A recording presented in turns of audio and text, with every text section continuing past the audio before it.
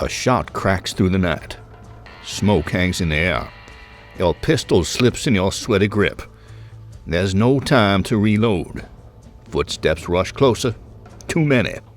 A shadow moves fast. You lift the barrel, but you already know one shot won't be enough. Now, imagine a gun that fires 4, or a melee weapon that breaks bones with a single swing. The frontier never forgave mistakes. Out here, the right weapon meant the difference between walking away or not walking at all. But what made them so deadly, and what was so special about them that most of us never knew? Today, we're looking at 5 of the most feared weapons on the frontier. Tools of survival, power, and death. My name is Matthew, and this is Wild America. Now, let's start with a gun so strange, so remorseless, it could take down 4 men with a single pull of the trigger. Number 1. Duck's Foot Pistol. This is probably one of the strangest, most striking guns from the old days. Folks call it the duck's foot because those 4 barrels fan out just like a webbed foot. Odd looking, sure, but dangerous in the right hands. So what's the deal with it? Well, most folks who've heard of this gun have an idea of how it worked and who used it. But let's take a closer look at what's true, what's guessed at, and what it was really like to handle one of those curious pistols. The duck's foot pistol, with its multiple barrels fanning out like a duck's foot, was primarily used by individuals needing to confront multiple assailants simultaneously. Some suggest that gamblers, outlaws, and lawmen on the American frontier found the pistol appealing due to its compact size and rapid discharge capability. As for the mechanics, this pistol's got 4 muzzle-loading barrels, each marked 1 through 4. Those grooves aren't rifling, they're wrench marks. You'd have to twist them loose to clean or swap out barrels. This was indeed a simple, practical design. And like many pistols back then, it's a flintlock, meaning you pour powder and ball down each barrel, prime the pan, and close the frizzing. When you're ready to fire, you'd pull back that hammer and squeeze the trigger.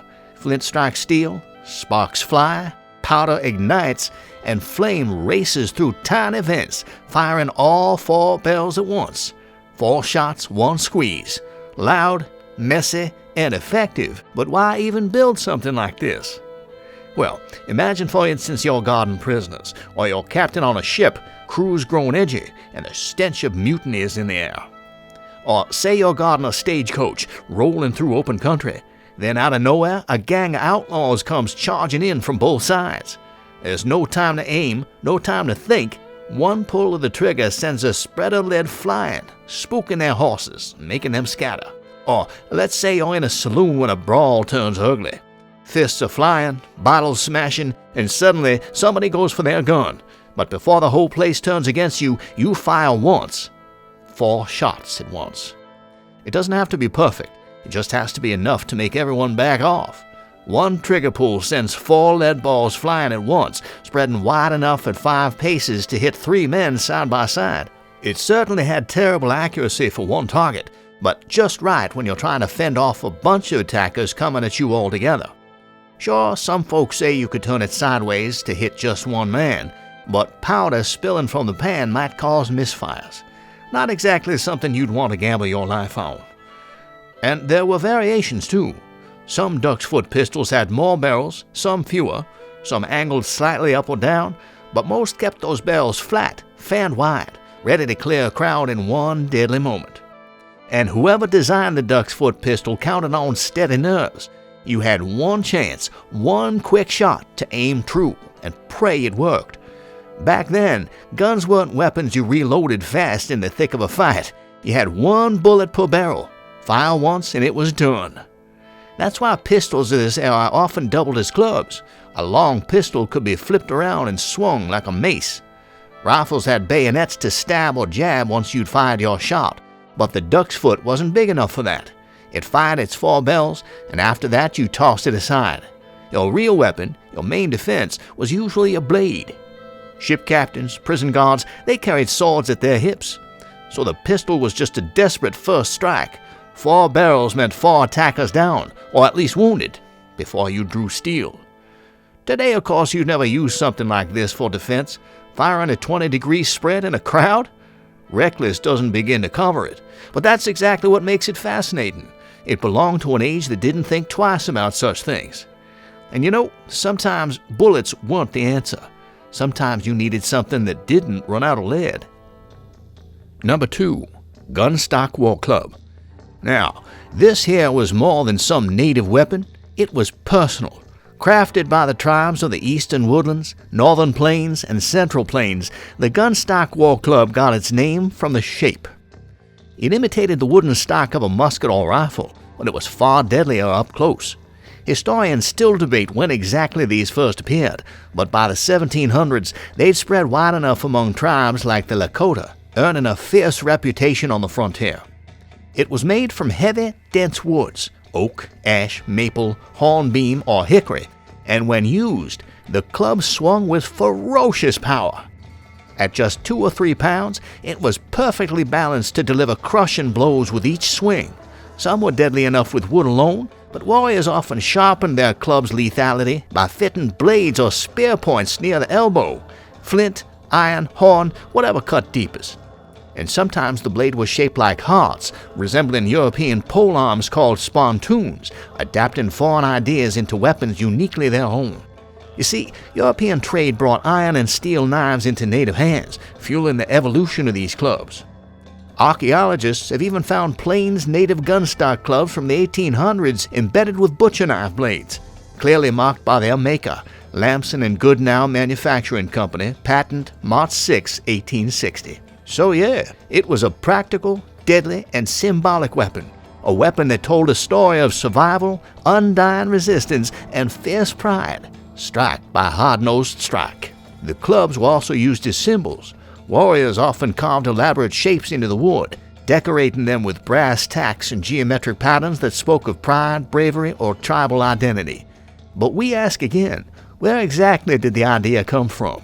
Some say indigenous warriors drew inspiration from the European soldiers they encountered. They saw British and French troops wield muskets that, once empty, became brutal clubs, gripped by the barrel and swung with devastating force in close combat. This intimidating tactic may have impressed native warriors, leading them to craft clubs mimicking the shape to utilize the fear it inspired. Others claim tribes took actual muskets traded by settlers and converted them into clubs, but that's unlikely.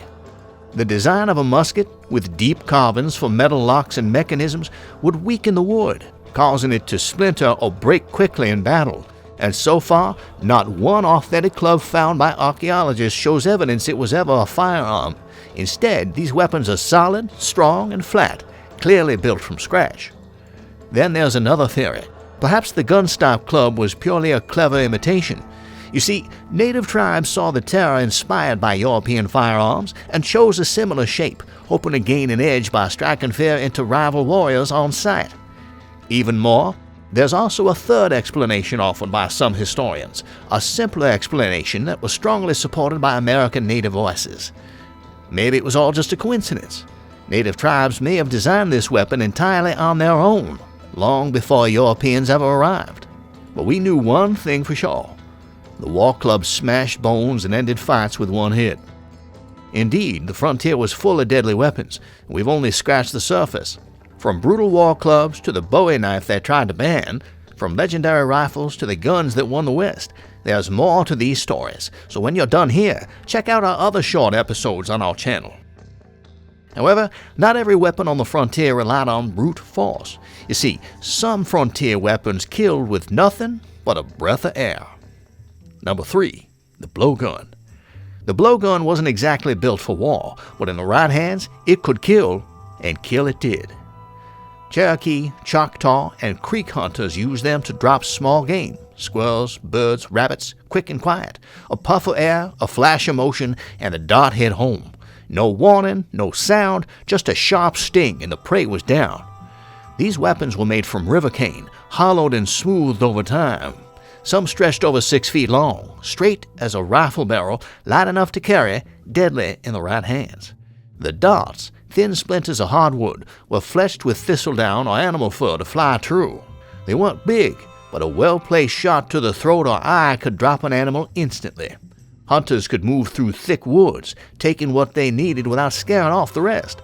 No wasted shots, no loud musket fire to draw attention. And on the frontier, where survival meant knowing the land and its weapons, white settlers took note.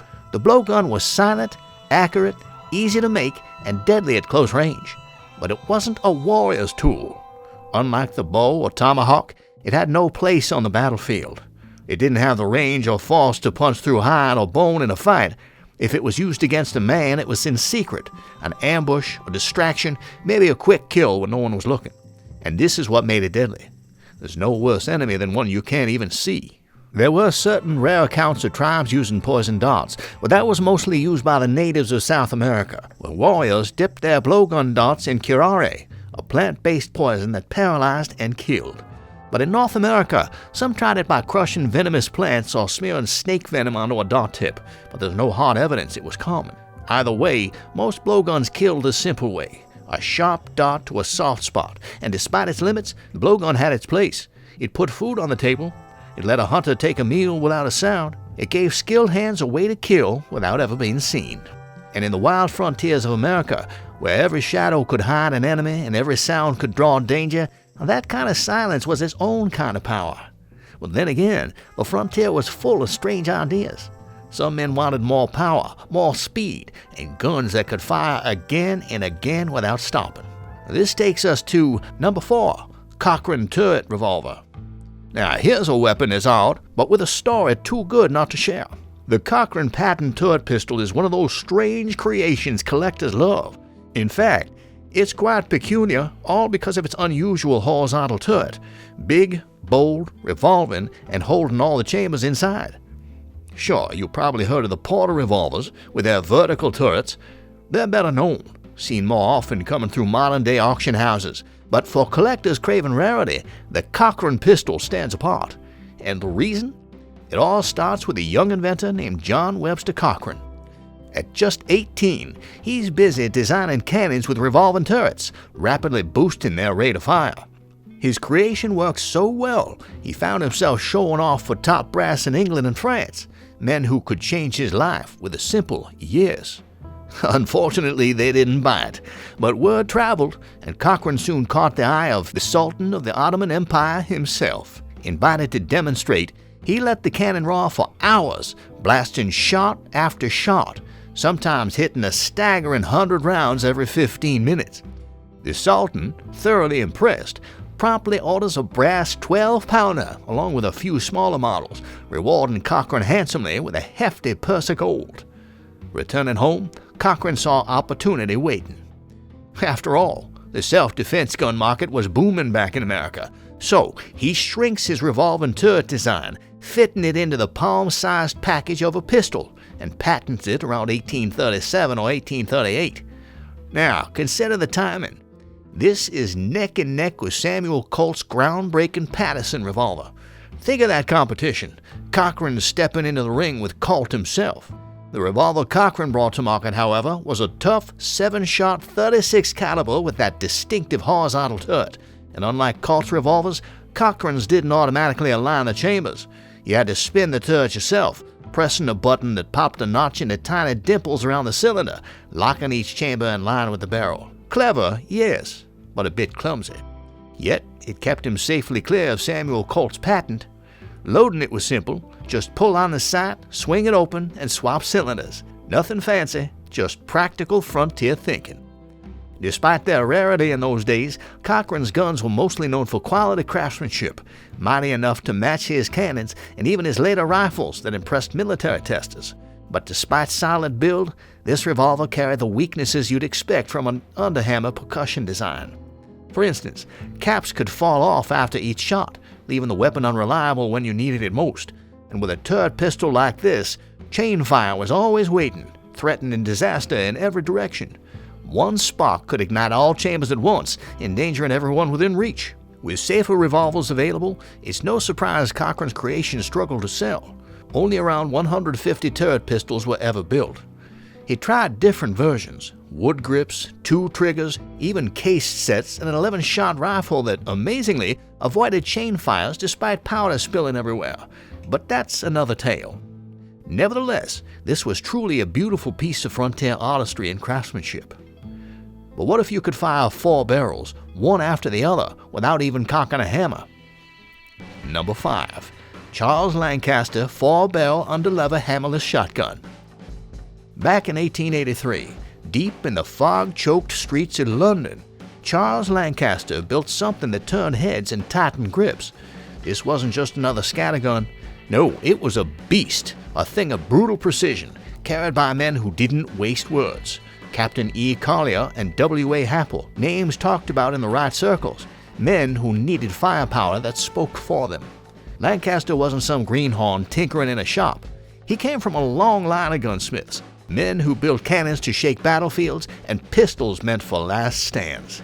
His 4-barreled Lancaster pistol was already infamous.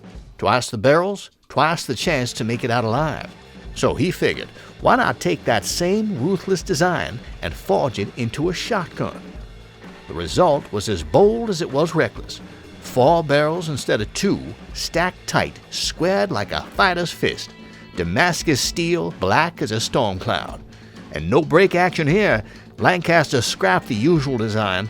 Instead, he crafted an internal striker system, spinning like a watchmaker's nightmare. The rear trigger cocked it, set the mechanism. The front trigger set loose hell. One shot at a time, until the air was filled with smoke. Whatever stood in front was gone. Furthermore, a single nickel blade sat atop the barrels, plain, clean, deadly. And along the breech, Lancaster stamped his mark, engraved in steel like a challenge. Charles Lancaster, 151 New Bond Street, London. Patent 4-barrel breech-loading hammerless gun. Now, the shotgun's frame was built to last. Its screws fitted fine as clockwork. And on each side, bold and proud, read Charles Lancaster's patent, London. Just below, a gold-inlaid safe rested near the tang safety, a rare bit of mercy on a weapon made for hard-hearted work.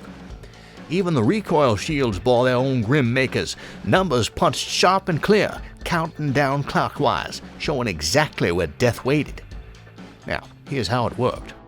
4 barrels, 4 firing pins, but just one striker, spinning inside a rotary mechanism.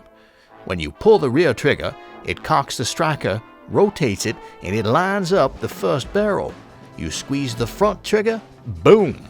Then do it again, and again, barrel by barrel, clockwise from the upper left until the last one speaks. But Lancaster gave the shooter options. That rear trigger, you could use it like a set trigger.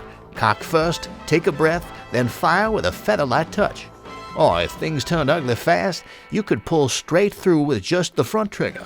Double action, no pause, no hesitation. Just a hard squeeze and a fast shot, each barrel snapping into place as quick as you could pull. And once it's empty, the gun would crack open smoothly thanks to the strong Jones underlever underneath. A twist, a push, and you are back in business, ready to go again. The Lancaster 4-barrel wasn't built for sport. It wasn't built for show either. This was a weapon built for men with no room for second chances. It had vicious and pitiless mechanical poetry and a simple, rough purpose to put an end to whatever stood in its way. And out in the unforgiving wild, a man carrying one was making a bold statement. After all, the frontier was never fair. It never cared who was fast, who was strong, or who had the most to lose. All that mattered was who was ready. And these were today's 5 weapons, 5 ways to end a fight before it started. Some men built them, some men feared them, and some men trusted their lives to them. Because out here, all that mattered was to be the last one standing.